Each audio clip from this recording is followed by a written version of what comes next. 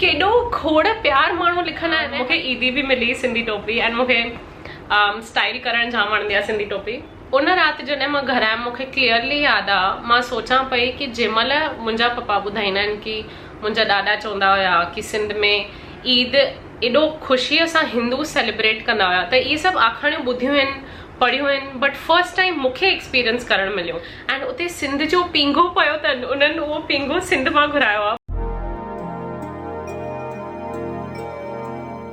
Hi guys, हाय माण्हू, I hope तव्हां ठीकु आहियो। अॼु मूंखे तव्हां सां वेही करे मुंहिंजे ईद जे एक्सपीरियंसिस जे बारे में ॻाल्हाइणो आहे। पहिरीं ॻाल्हि, चङनि ॼणनि खे उत्सुकता थींदी आहे, हमेशह मूंखां पुछंदा आहिनि तूं एॾी सुहिणी सिंधी थी ॻाल्हाए, तूं सिंधी हिंदू आहे कि सिंधी मुस्लिम आहिनि। एंड मूंखे ॾाढो गुस्सो ईंदो आहे, कॾहिं कॾहिं ईअं थींदो आहे अरे भई खाली असां सिंधी चई था सघूं पाण खे, बसि ॿियो कुझु न। बट मां उन्हनि खे सम्झाईंदी आहियां कि मां सिंधी हिंदू परिवार में पैदा थी हुयमि, बट मुंहिंजे लाइ धर्म खां वधीक लैंग्वेज इम्पॉर्टेंट आहे एंड असांजो सिंधी कल्चर इम्पॉर्टेंट आहे। त हिंदू या मुस्लिम मूंखे फ़र्क़ु न पवंदो आहे, थोरो सम्झाइण खां पोइ सम्झी वेंदा।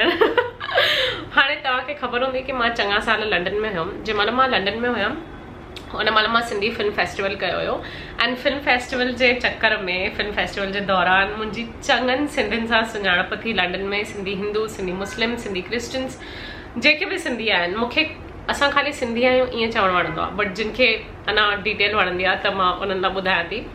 त जेसिताईं मां लंडन न वई हुयमि तेसिताईं मूंखे ख़बर न हुई कि सिंधी मुस्लिम्स जो रहण हलण चलण जेको बि थींदो आहे उहो कीअं हूंदो आहे। ख़ाली किताबुनि में पढ़ियो हुयो सिंधी मुस्लिम्स जे बारे में। एंड पहिरियों दफ़ो मां जंहिं महिल उन्हनि सां मिलियमि, उन्हनि सां ॻाल्हायो, मां चयो अरे हे त साॻा ई माण्हू आहिनि, साॻी भाषा था ॻाल्हाइनि।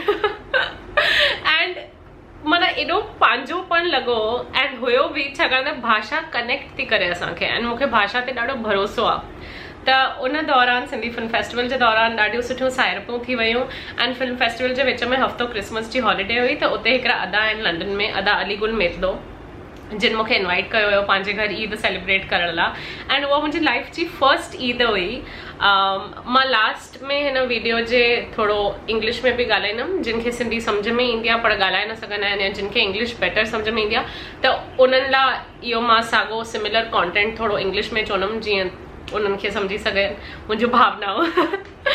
त मुंहिंजी उहा फर्स्ट ईद हुई उन्हनि जे घर and it was so beautiful. ॾाढो सुठो एक्सपीरियंस हुयो। हिकु मिंट जे अंदरि हिंदू मुस्लिम सभु दिमाग़ मां मुंहिंजे निकिरी वियो, छाकाणि त एॾियूं ॻाल्हियूं, एॾियूं सुठियूं कचहरियूं, खाधो। मां वेजिटेरियन आहियां त चिकन बिरयानी वग़ैरह न खाई सघियमि, बट ॾाढो सुठो ईद जो खाधो। एंड डॉक्टर अफ़साना मूंखे हुते मिलिया हुया, अदा अलीगुल मेतलो जी सॼी फैमिली, मुंहिंजी दुआ। जाम साहिरपूं थियूं, के साहिरपूं अञा ताईं आहिनि, ॾाढा सुठा माण्हू मिलिया, के त भेनरूं मिलियूं मूंखे। एंड सभु मां विसरी वियमि जेको बि पढ़ियो हुयो किताबनि में या माण्हुनि खां ॿुधो हुयो। ऐं मुंहिंजो जेको फर्स्ट हैंड एक्सपीरियंस हुयो, जेको पाण मूंखे ॾिसणु मिलियो, पाण मूंखे सिखणु मिलियो कि कोई तव्हांखे पंहिंजे घर थो घुराए एंड कीअं ईद मल्हजंदी आहे, सेलिब्रेट थींदी आहे, मल्हजंदी आहे, मल्हाईंदा आहिनि, सॉरी मुंहिंजी सिंधी माफ़ु कजो, किथे किथे मां ईअं अटकी पवंदी आहियां। त उन दौरान उहो त मूंखे माना सुबुह खां मां उन्हनि जे घर हुयमि, राति जो मां घर आयमि एंड जाम उन्हनि माण्हू घुराया हुया। त चङनि माण्हुनि सां मुलाक़ात थी, सभिनीनि सां ॻाल्हियूं ॿोलियूं थियूं एंड मूंखे सिंधी टोपी पाइणु ॾाढी वणंदी आहे। त मूंखे ईदीअ ते सिंधी टोपी मिली हुई। ईद ते ईदी ॾींदा आहिनि, माना जीअं असांखे ॾियारीअ ते ख़र्ची मिलंदी आहे असांखे, माना मुंहिंजे फैमिली में हिंदुनि खे। त मूंखे ईदी बि मिली सिंधी टोपी एंड मूंखे स्टाइल करणु जाम वणंदी आहे सिंधी टोपी, त मां सिंधी टोपी पाती हुई।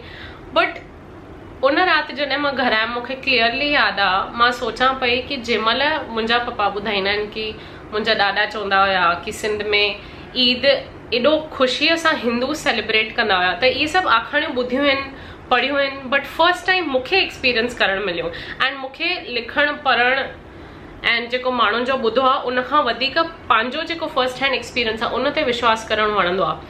त एॾो बि जेको मीडिया में हूंदो आहे उहो सभु केतिरो सच आहे केतिरो ग़लति आहे, इहो सभु मूंखे फर्स्ट हैंड ॾिसणु मिलियो।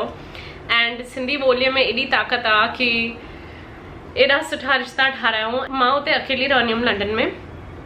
सभिनी खां सुठियूं दोस्तियूं साहिरपूं मुंहिंजूं घटि माण्हुनि सां थियूं हुयूं, बट जेको मूंखे प्यार मिलियो सिंधी मुस्लिम्स मां उहो त भई मां चई नथी सघां। एंड मां इहो वीडियो इन करे थी ठाहियां छाकाणि मूंखे तव्हां सभिनी खे ईद विश करणी आहे। पहिरियों मां तव्हां सां गॾु पंहिंजा थोरा फोटोज़ बि शेयर कंदमि। जीअं कि हे फोटो आहे, हे डॉक्टर अफ़साना मूंखे उते ई मिलिया हुया अलीगुल मेतलो अदा जे घर।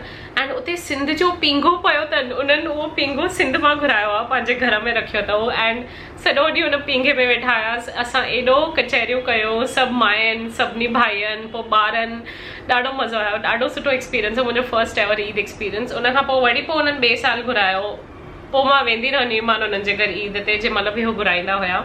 एंड हे फोटो जेको आहे इहो दुआ आहे, इहो दुआ हिन छोकिरी जो नालो दुआ आहे जंहिंखे मां पंहिंजी भेण मञींदी आहियां। ॾाढी सदोरी छोकिरी आहे एंड ॾाढी सुठी छोकिरी आहे। त उहा जेकी टोपी मूंखे पातल आहे उहा हुनजे पप्पा मूंखे ईदी ॾिनी हो। उनखां पोइ हे जेको फोटो आहे इन ईद ते जेको मां ब्लाउज़ पातो आहे, इहो मुंहिंजे साड़ी जो घाघरे चोली जो ब्लाउज़ हुयो, ज़ारा जो स्कर्ट पातो हुयो ऐं इहो दुपट्टो बि मूंखे खदीजा आदि ॾिनो हुयो हिकिड़े प्रोग्राम लाइ, त उहो मां पातो हुयो। मूंखे स्टाइल करणु ॾाढो वणंदो आहे।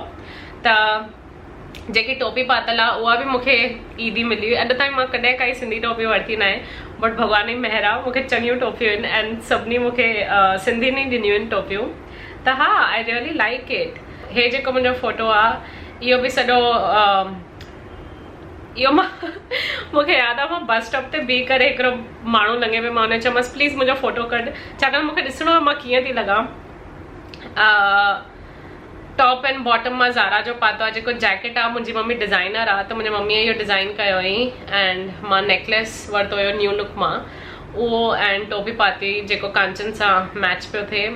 मस्त मेकअप करे निकिती हुई। मूंखे यादि आहे मूंखे मुंहिंजे घर खां अदाए घर ताईं पहुचण में 2 कलाक लॻंदा हुया, 2-3 बसिस चेंज करणियूं पवंदियूं हुयूं, बट मां ख़ुशी ख़ुशी निकिरंदी हुअमि घर मां। 2 कलाक बस में वेही सॼो ॾींहुं उन्हनि जे घर सेलिब्रेट करियूं।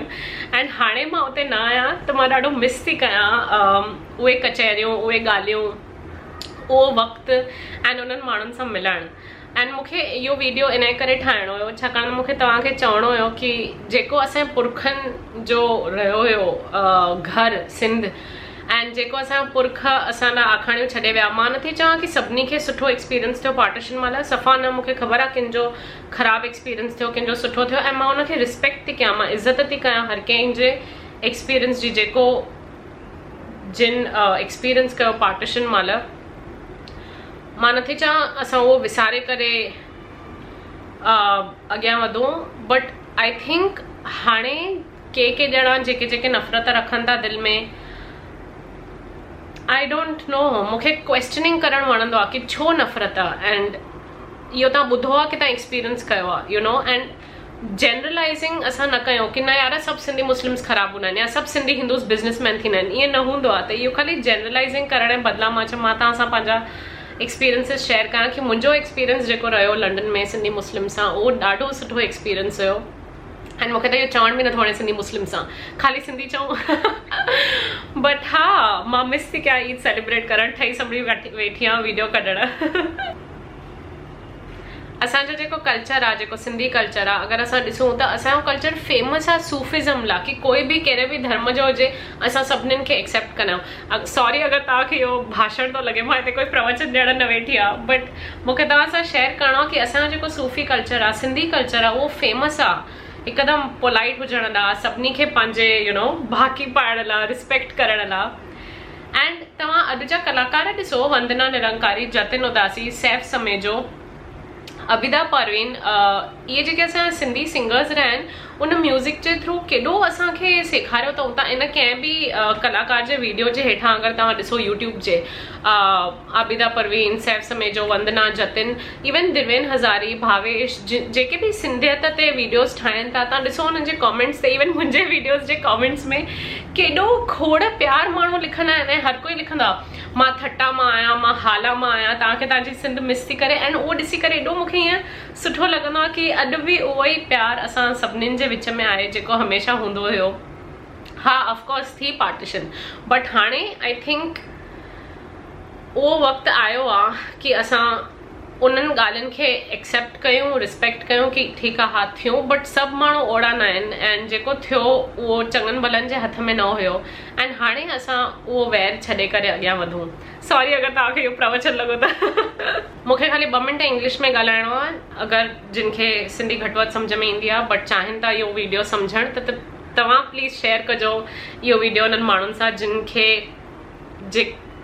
जिन माण्हुनि खे तव्हांखे लॻे थो इहो वीडियो वणंदो। सो here I am, sat in London, Freudian slip. So here I am, sat in Bombay, thinking about my London days where I used to go and celebrate Eid with my Sindhi Muslim friends, because people like to know whether I'm a Sindhi Hindu or a Muslim. I was born in a Sindhi Hindu family. I do not believe in divisions, and I like styling myself. That's why I'm wearing this. And also I genuinely have had the best time with my Sindhi Muslim friends.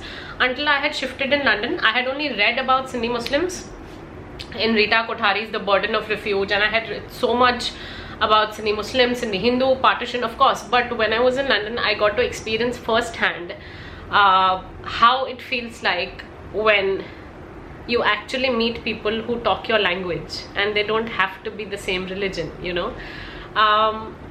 I celebrated quite a few Eids at Ada Aligul Metlo's house, and it was so wonderful spending time with them. Within a minute of, you know, being at their house, meeting so many people who would come for Eid celebrations there, I would forget that there's a religion difference, and fun-filled conversations, kacheris, good food, just a lot of good times spent together, so many pictures together. And at the end of the day I would realize, oh wow, that was an Eid celebration. And then it became a part of my, you know, what do I call it? It became a part of just celebrating, and I generally love celebrating anything and everything in life, but that is besides the point. I would get invited for Eid celebrations, I would go there, have the best time, and up till now I have some really close friendships which blossomed because I attended those Eid celebrations. And I guess what I'm trying to say here is, as a young Sindhi YouTuber, as a young Sindhi female YouTuber, I am not asking anybody to discard what their grandparents have gone through because of partition. Of course partition happened, we agree what happened during the partition. Not everybody could arrive safely, not everybody had the best experience, many people lost their lives, and I acknowledge and respect all of that. But as the second, third, what generation am I? I'm not the best with math. So my father's father, my grandfather, moved from Shikarpur to Bombay. Second generation, third.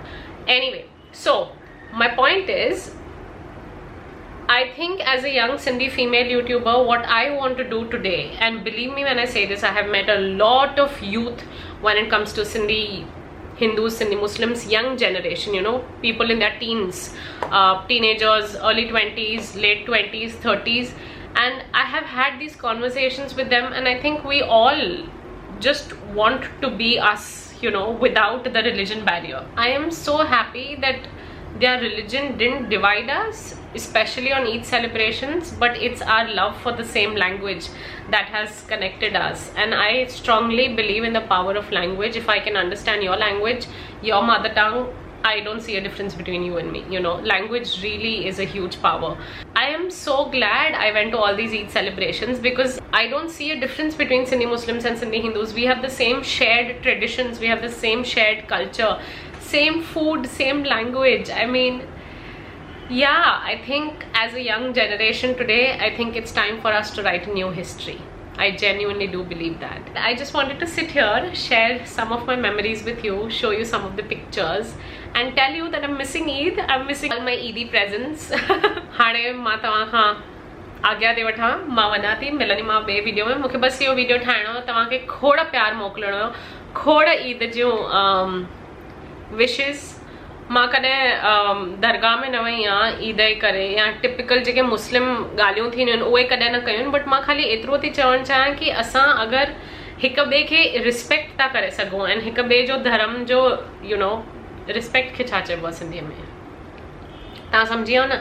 माना ईअं विरड़ो न आहे, प्रेम सां ठीकु आहे, तोखे जेको खपे कर, मूंखे जेको खपे मां कंदुमि, प्रेम प्यार सां हली था सघूं हिक ॿिए सां, त मूंखे कोई प्रॉब्लम नथो लॻे. And I am not here sitting and asking someone or requesting people to get converted or something. I'm just here genuinely celebrating the festival of Eid, being a Sindhi Hindu girl, and it is okay for us to just respect each other's religions. Nobody's asking anybody to get converted or just follow certain practices or rituals. I don't go to a mosque to, you know, on the day of Eid. No, I don't follow any of those Muslim rituals and traditions. But I like being with my friends who happen to be Muslim and who just happen to be you know, Sindhi Muslim. So yeah, I just wanted to share that with you guys, and I think it's really time for us to write new history. I hope तव्हांखे इहो video वणियो. मुंहिंजी camera जी battery flash थी करे, ख़तम थियण वारी आहे बैटरी. मां हाणे वञा थी. तव्हांखे खोड़ प्यार, ईद मुबारक सभिनी खे, जिते बि आयो ख़ुशि हुजो, एंड मिलूं था ॿिए वीडियो में. अगरि तव्हांखे हिन वीडियो में काई ॻाल्हि न वणी मुंहिंजी जेकी मां चई, त भुल चुक माफ़ कजो.